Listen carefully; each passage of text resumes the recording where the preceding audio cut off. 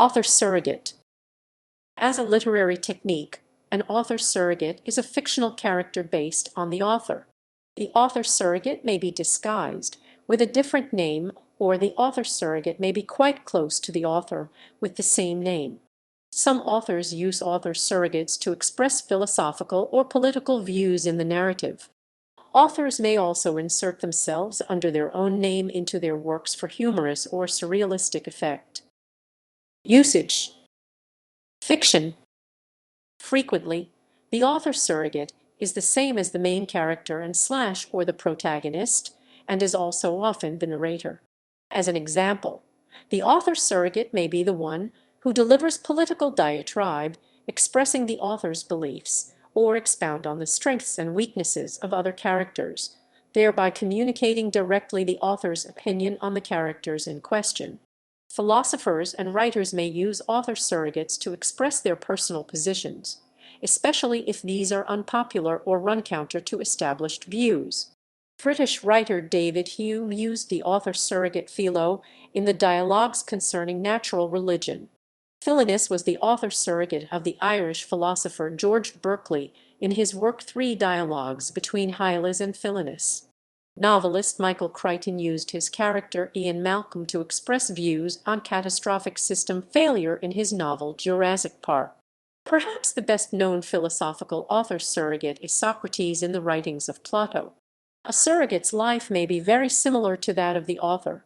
Like his creator, Peter Marlowe, a character in James Clavell's novels, wrote about his experience as a prisoner of war with the Japanese during World War II, became a Hollywood writer, and visited Hong Kong to research a book on its trading companies.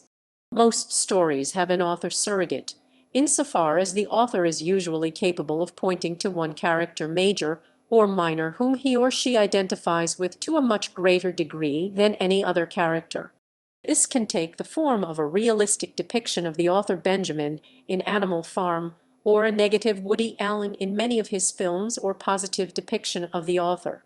Steve Gerber depicted himself saving the universe in his final issue of Man-Thing for Marvel Comics, and Chris Claremont did the same, while Gerber's act was passive and Claremont's had him merge briefly with the title character. In both cases, the authors had other characters that were more traditional author surrogates, Richard Rory and John Daltrey. In Animal Man, Grant Morrison appears as the author who controls the title character's actions.